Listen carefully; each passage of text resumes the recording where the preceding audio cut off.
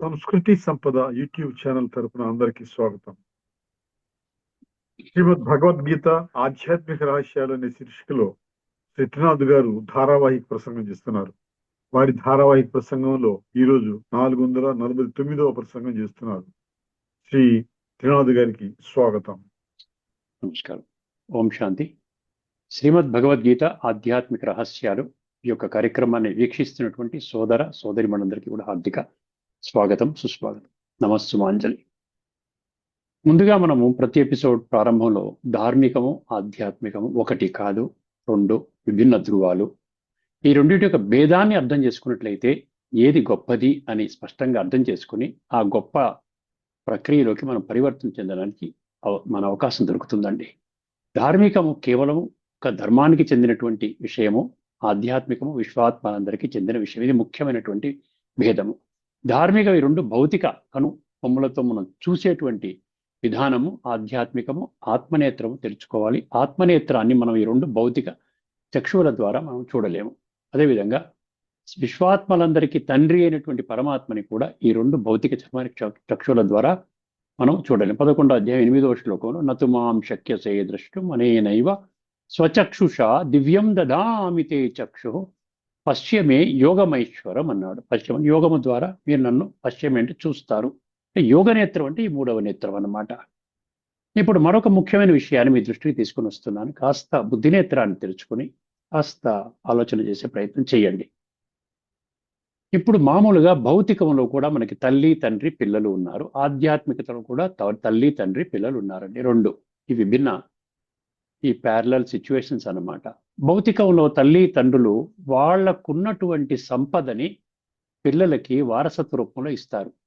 భలే వాళ్ళు చదువులే కానివ్వండి, ఎటువంటి సంపద లేకపోయినా చదువులే కాని, వాళ్ళు డాక్టర్ అయితే పిల్లల్ని డాక్టర్గా చేయాలని, వాళ్ళు టీచర్ అయితే పిల్లల్ని టీచర్గా చేయాలని మనం చూస్తున్నాం. కూడా యాక్టర్ల పిల్లలు యాక్టర్లు అవుతున్నారు, డాక్టర్ల పిల్లలు డాక్టర్లు అవుతున్నారు. ఆ విధంగా తండ్రి నుంచి వారిలో ఉన్నటువంటి లక్షణాలు, వారిలో ఉన్న గుణాలు, వారి యొక్క సంస్కారాలను బిడ్డలకి ఆ విధంగా పంపిణీ చేసే ప్రక్రియ వర్తమాన సమాజంలో మనం చూస్తున్నాం. ఆధ్యాత్మిక జగత్తులో కూడా, ఆధ్యాత్మిక జగత్తు అంటే ఏంటి? భగవంతుడితో సంబంధించినటువంటి విషయము. ప్రతి ఒక్కరు కూడా ఏమంటున్నారు? హిందువులందరూ కూడా త్వమేవ మాతా చ పితా త్వమేవ, నీవే తల్లివి తండ్రివి అంటున్నారు. క్రైస్తవులు ఏమంటున్నారు? హెవెన్లీ గాడ్ ఫాదర్ అంటున్నారు. ఇస్లాం ధర్మానికి చెందిన వాళ్ళు ఏమంటున్నారు? అల్లాహు అక్బర్ అంటున్నారు. అంటే భగవంతుడు నీకంటే గొప్పవాడు ఎవరు లేరు, నీవే భగవంతుడివి. అదేవిధంగా సిక్కు ధర్మం వాళ్ళు ఏక్ ఓంకార్ అంటున్నారు, ఓంకారేశ్వరుడు నీ ఒక్కడివే భగవంతుడివి. సో ప్రతి ఒక్కరూ కూడా ఒక్క భగవంతుణ్ణి, ఆధ్యాత్మిక జగత్తులో మాత్రమే భగవంతుడు ఒక్కడు అన్న విషయం స్పష్టమవుతుంది. సో ఈ విధంగా మనము భగవంతుడు ఒక్కడే అని మనం ఆధ్యాత్మిక జగత్తులో ప్రయాణము చేస్తూ మన ప్రార్థనల్లో మన భౌతిక జన్మనిచ్చినటువంటి తల్లిదండ్రులను కాకుండా ఆధ్యాత్మిక జగత్తులో ఉన్న తల్లిదండ్రులను ఈ విధంగా మనం పలకరిస్తూ ఉన్నాం, ప్రార్థిస్తూ ఉన్నాం, పూజ చేస్తూ ఉన్నాం. మళ్ళీ భగవంతుడిని ఒకవైపున ఏమని వర్ణిస్తున్నాం మనము? దివ్య గుణాల సాగరుడు అంటున్నాం, సర్వశక్తివంతుడు అంటున్నాం. చూడండి, దివ్య గుణాల సాగరుడు, సర్వశక్తివంతుడు, పతిత పావనుడు, భగవంతుడు సత్యము. చూసారా? ఇప్పుడు ఇవన్నీ మనం చెప్తున్నప్పుడు భగవంతుడు దివ్య గుణాల సాగరుడైతే తల్లి తండ్రి దివ్య గుణాలైతే పిల్లలకు కూడా దివ్య గుణాలు రావాలి కదండి. భగవంతుడు జ్ఞాన సాగరుడు అంటారు, ఆది మధ్యాంతాల జ్ఞాత, సృష్టి యొక్క ఆది మధ్యాంతాల జ్ఞాత అంటారు. ఇంగ్లీష్లో ఓమ్నీజియంట్ అంటాం. ఓమ్నీజియంట్ అంటే ఏమిటి? అన్నీ తెలిసినవాడు, ఆల్ నాలెడ్జ్ఫుల్ అంటారు. సృష్టి యొక్క ఆది మధ్య అంతిమ మొత్తం అంతా తెలిసినవాడు భగవంతుడు అంటారు. సో ఇంకొక పదం ఉంది ఇంగ్లీష్లో, ఓమ్నీ పొటెంట్ అంటాం, అంటే సర్వశక్తివంతుడు అంటాం. సో భగవంతుడు సర్వేశ్వరుడు, సర్వజ్ఞానసాగరుడు, సృష్టి యొక్క ఆది మధ్యాంతాల జ్ఞాత అంటే సర్వజ్ఞుడు, మరి సర్వశక్తివంతుడు, ఓమ్నీ ప్రెజెంట్, ఓమ్నీ పొటెంట్ ఈ విధంగా అంటున్నప్పుడు మనం ఎందుకు ఆ విధంగా తయారవటం లేదు? మనం ఎందుకు ఇన్స్పైర్ అవ్వటం లేదు? మనము దివ్య గుణాలు ధారణ ఎందుకు చేయటం లేదు? మనలో శక్తులు గుణాలు ఎందుకు రావటం లేదు? మనకి కూడా సృష్టి యొక్క ఆది మధ్యాంతాల జ్ఞానం మనకెందుకు రావటం లేదు? ఎందుకంటే తండ్రి చెప్తున్నాడు కదా. తండ్రి చెప్తున్నప్పటికీ కూడా మనకు ఎందుకు అర్థం కావడం లేదు? 574 శ్లోకాల ద్వారా సృష్టి యొక్క రహస్యాలన్నీ చెప్పేస్తున్నాడు. నువ్వు ఆత్మవి, ఆత్మల తండ్రి పరమాత్మ, ఈ శరీరం అనేది ఒక జన్మకి మాత్రమే, మళ్ళీ జన్మ జన్మ ఆత్మ ఈ శరీరాన్ని వస్త్రంలాగా మార్చుకుంటుంది. పొలంలాగా ఈ పొలము వేరు, పొలం యజమాని వేరు, వస్త్రం వేరు, వస్త్రం వేసుకున్న మనిషి వేరు.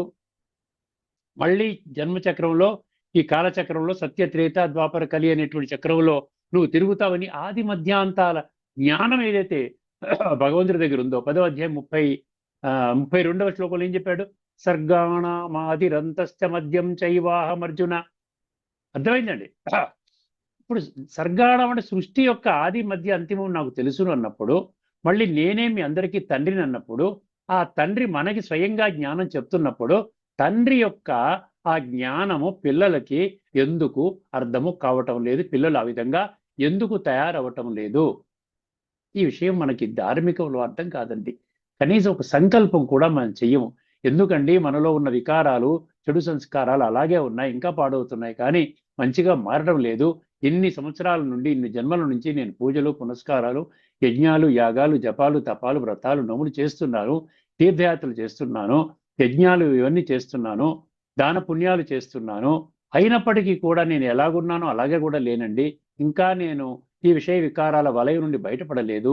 కామము, క్రోధము, లోభము, మోహము, అహంకారాలు అనేటువంటి పంచ వికారాల వలయములో చిక్కుకుని, ఊబిలో చిక్కుకుని మునిగిపోయి ఉన్నాను. మళ్ళీ పైన అంటున్నాం కానీ భగవంతుడా నీవే నా తల్లివి తండ్రివి. ఆ తల్లివి తండ్రి అని పలికినప్పుడు వారన్నా మన ఊబి నుంచి బయటకు తీయాలి కదా. వారికి కూడా మన సందేశం అందటం లేదు.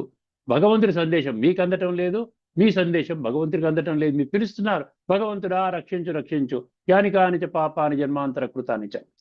అర్థమైంది. కనెక్షన్ ఎక్కడైందంటే మీరు నేను దేహం ఉన్న భ్రాంతిలో చేస్తున్నారు. భగవంతుడు ఆత్మస్వరూపము, పరమాత్మ స్వరూపము. ఆ విధంగా ఆత్మ ఈ శరీరము కనెక్ట్ అవ్వటం లేదు. అందుకనే భగవద్గీతలో 13వ అధ్యాయంలో ఆఖరి శ్లోకంలో ఏం చెప్తున్నాడండి?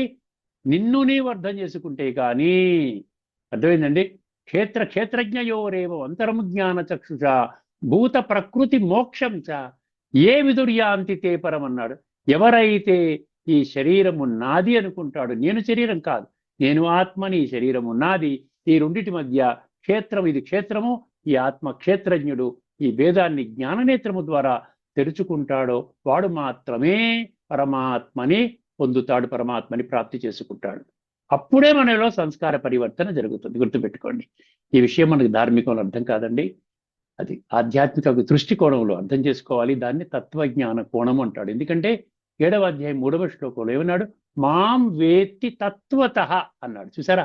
మాం వేత్తి తత్వతః, నన్ను తత్వం ఆధారంగా మాత్రమే నన్ను గుర్తిస్తారన్నాడు. 13-11లో కూడా ఏమన్నాడండి?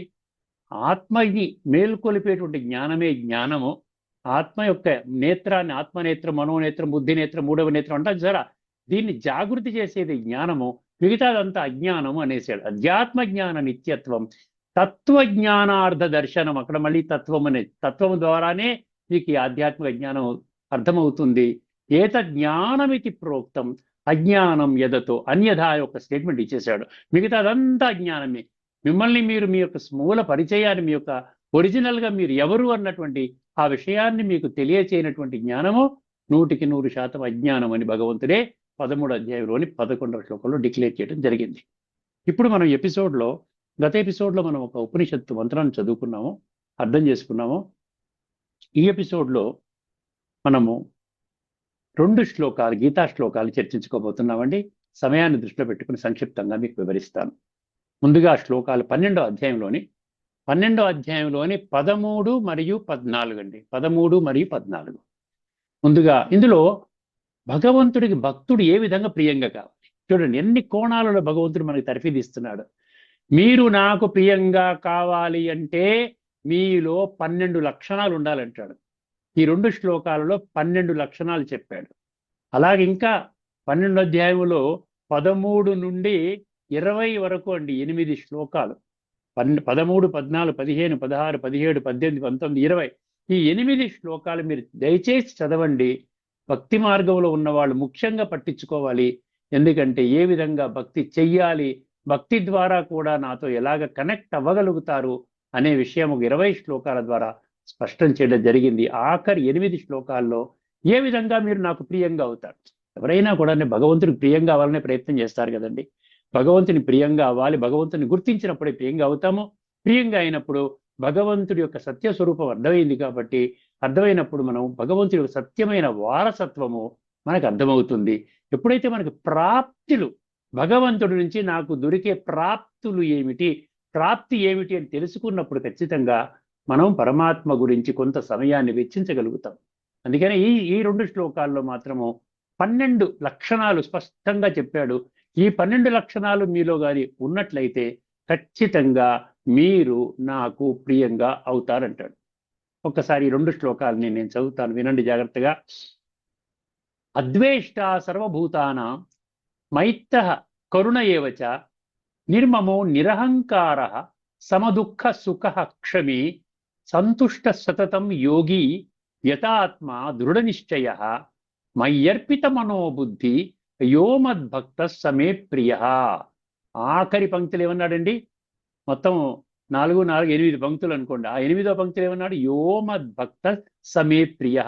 యో అంటే యహ, అటువంటి భక్తుడు ఎవరైతే ఈ 12 లక్షణాలని పుణికిపుచ్చుకుంటారో అటువంటి భక్తుడు నాకు అత్యంత ప్రియము అన్నాడు. ఒక్కసారి 12 లక్షణాలని మనం గమనించినట్లయితే మనకు విషయం స్పష్టమవుతుంది. ఎందుకంటే భగవంతుడు మన యొక్క లక్షణాలు, భగవంతుడికి ఉన్నటువంటి లక్షణాలు మీలో ఉన్నాయా? మనలో అవలక్షణాలు ఉన్నాయి, భగవంతులో దివ్య గుణాలు ఉన్నాయి. జ్ఞాన సాగరుడు, శాంతి సాగరుడు, ప్రేమ సాగరుడు, కరుణా సాగరుడు, దయా సాగరుడు, పవిత్రతా సాగరుడు, శక్తి సాగరుడు అన్నీ ఉన్నాయి. మనం ఎక్కడైనా భగవంతుడి దగ్గర ఎక్కడ క్రోధ సాగరుడు అన్నామా? అహంకార సాగరుడు అన్నాం భగవంతుడి గురించి? లోభ సాగరుడు అన్నామా? ఎక్కడ అవగుణాలతో కంపారిజన్ లేదు కదా భగవంతుడికి. మళ్ళీ భగవంతుని మనం తల్లి తండ్రి అనుకుంటున్నాం కదా. ఒక్కసారి అర్థం చేసుకోండి. ఈ 12 లక్షణాలు, మొదటి లక్షణం ఏంటండి? అద్వేష్ట సర్వభూతానాం అన్నాడు. ఎవరి పట్ల? భూతానాం అంటే గుర్తుపెట్టుకోండి, భూత అనే పదం ఎక్కడైతే వస్తుందో 850 కోట్ల మంది మనుషులు ఈ పాంచభౌతిక వస్త్రం అనే శరీరాన్ని ధరించి తమ యొక్క విద్యుక్త పాత్రని ఈ సృష్టి రంగంపై అభినయిస్తున్నటువంటి మనుషులు 8.5 బిలియన్ అంటారు. అర్థమైందండి? అందుకని ఏమన్నా, ఎవరి పట్ల ద్వేష భావము ఉండకూడదు. ఎవరి పట్ల ద్వేషభావం లేనివాడు నాకు అత్యంత ప్రియుడు. గుర్తుపెట్టుకోండి, అద్వేష్ట సర్వభూత. ఇక్కడ మనం ఏం చేస్తున్నాం? ఇది అర్జునుడికి సంబంధించింది, ఇది ద్వాపర యుగానికి సంబంధించింది, నాకు ఎటువంటి సంబంధము లేదు, నేను ఆచరించాలని ఎక్కడా కూడా చెప్పలేదు, ఏ ప్రవచనంలో కూడా ఇది ఆచరించడానికే భగవంతుడు చెప్పాడని ఎవరు చెప్పలేదు, నాకు ఆ విషయాన్ని స్పష్టంగా ఎవరు తెలియచేయలేదు, కాబట్టి నేను చదువుకుంటున్నాను. అందులో చదువుకున్న వాళ్ళు ఇప్పుడు తప్పులేదండి. ఇప్పుడు సాక్షాత్తు భగవంతుడు వచ్చి చెప్తున్నాడు కాబట్టి నేను చెప్పగలుగుతున్నాను యాక్యురేట్గా. నేను అర్థం చేసుకున్నాను, ఒక 30 సంవత్సరాల నుంచి అర్థం చేసుకున్నాను కాబట్టి మీకు చెప్పగలుగుతున్నాను. అద్వేష్ట సర్వభూతానాం. రెండవది ఏంటంటే మైత్ర, అందరితో ఫ్రెండ్షిప్గా ఉండాలండి. భగవంతుడే మనం ఫ్రెండ్గా, మనం త్వమేవ మాతా చ పితా త్వమేవ బంధు సఖా త్వమేవ అంటాం సరే. భగవంతుడు మనకు ఫ్రెండ్ అన్నప్పుడు friend in need is a friend in need is a friend indeed అంటాం. మనకు అవసరానికి హెల్ప్ చేశారనుకోండి, ఉన్న పరంగా ఎవరికో డబ్బు అవసరం వచ్చి 10,000 రూపాయలు ఇవ్వండి అన్నారు, ఇచ్చామనుకోండి, ఎంత హ్యాపీ ఫీల్ అవుతారు చూడండి. మళ్ళీ సమయానికి మనకి ఇచ్చేస్తారు. అర్థమైందండి? ఒక్కోసారి అవసరానికి, ఎవరికైనా ఒక్కోసారి అవసరం వస్తుంది.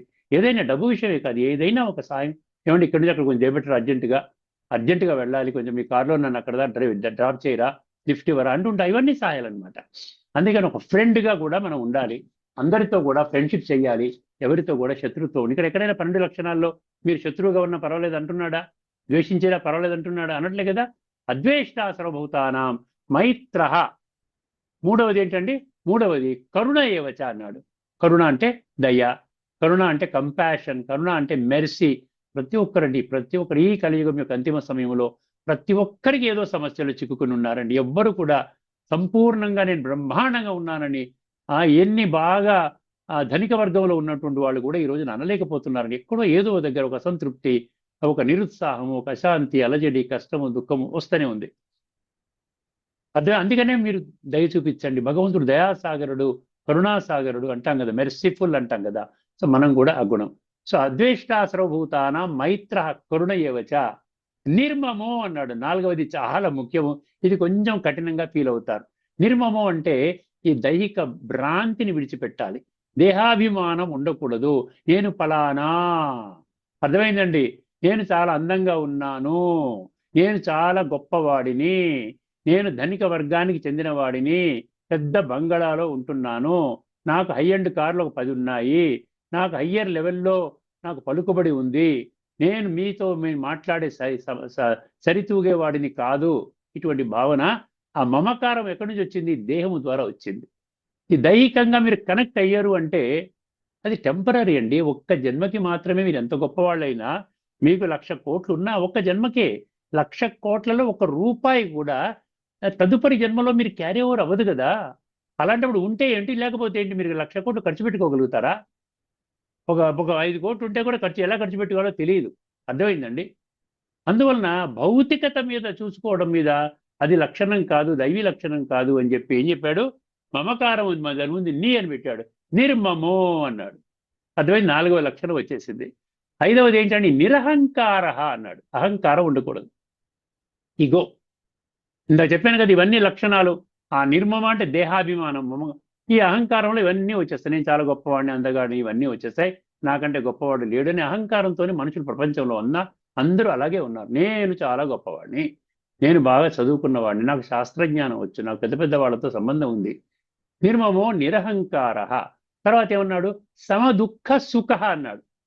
కష్టాలు, దుఃఖాలు, నష్టాలు, లాభాలు, అర్థమైంది? సుఖము, శాంతి, ఇవన్నీ అప్ అండ్ డౌన్ లైఫ్ ఉంటుందండి. సదా దైహిక భ్రాంతిలో ఉన్నటువంటి ఎవరూ కూడానండి సదా ఆనందంగా ఉండలేరు. సదా సుఖంగా ఉన్నామని చెప్పడానికి లేదు, అవకాశం లేదు.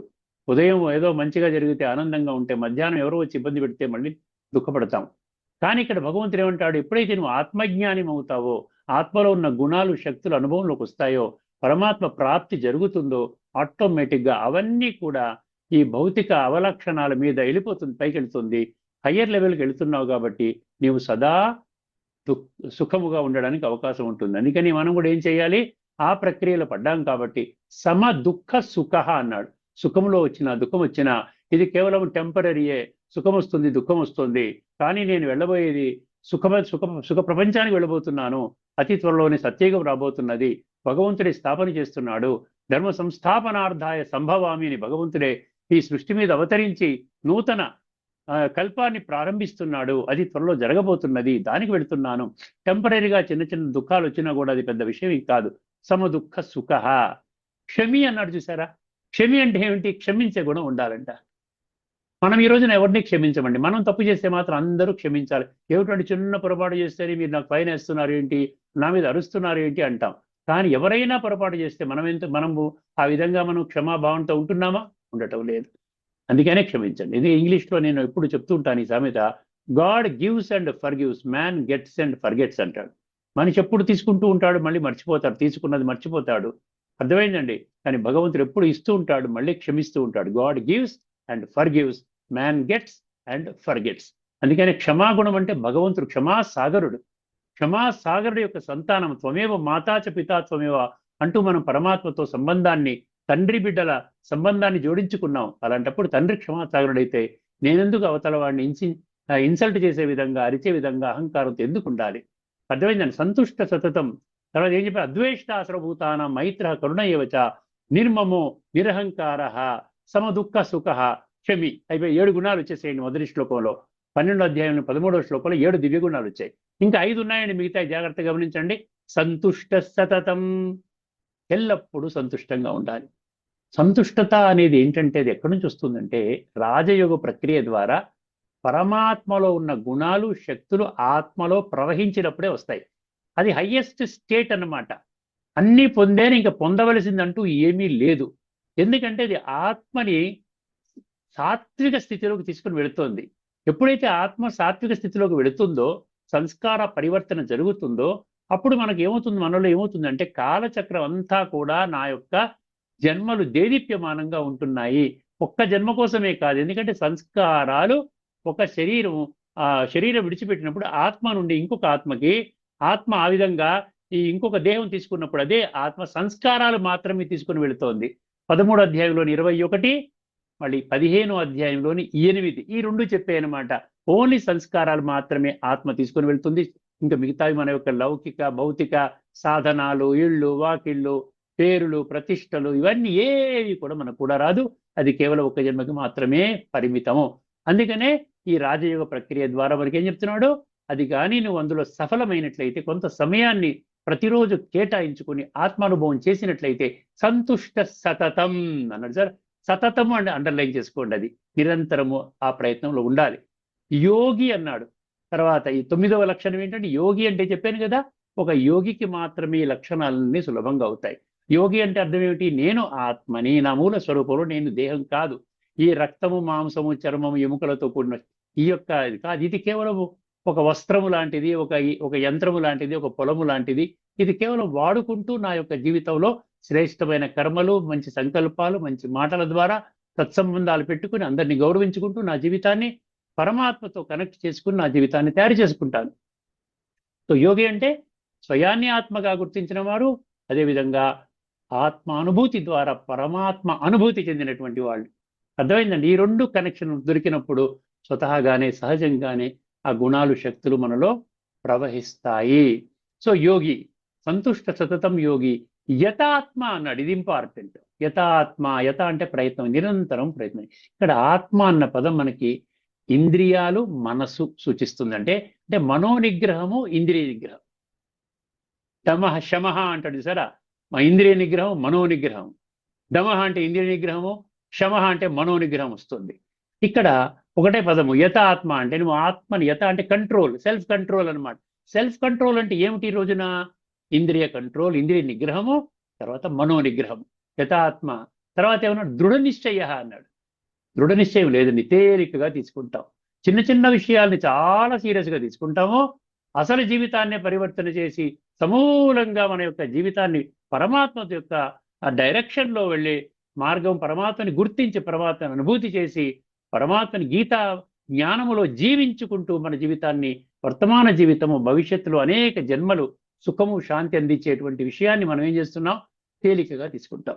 అందుకనే భగవంతుడు ఏమంటాడు, ఇంకో లక్షణం ఏం చెప్పాడు? దృఢ నిశ్చయ అన్నాడు.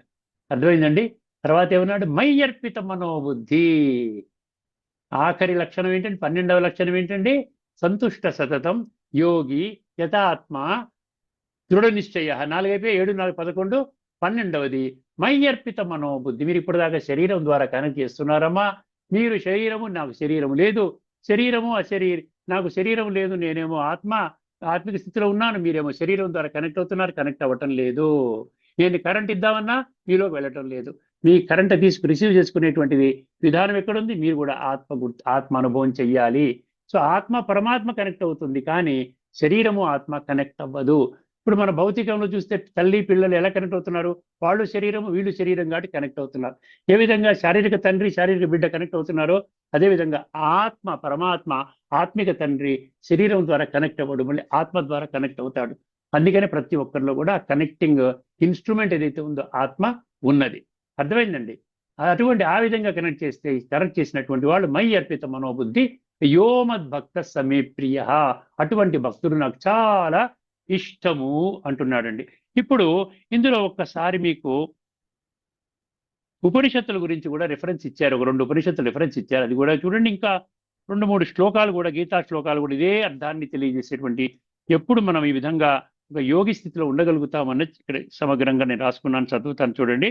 ఏ జీవిని ద్వేషించని, అందరితో స్నేహము మరియు దయ చూపే, స్వార్థము అహంకారము లేని, సుఖదుఖాల్లో సమత్వము కలిగి క్షమాభావంతో ఉండే వ్యక్తి ఎల్లప్పుడూ సంతృప్తిగా ఇంద్రియాలను నియంత్రించి దృఢ నిశ్చయముతో యోగములో స్థిరంగా ఉండి తన మనస్సు, బుద్ధిని పూర్తిగా పరమాత్మకు అర్పించిన భక్తుడు భగవంతునికి అత్యంత ప్రియుడు. ఇది నిజమైన భక్తుడి అంతరంగ స్వరూపము.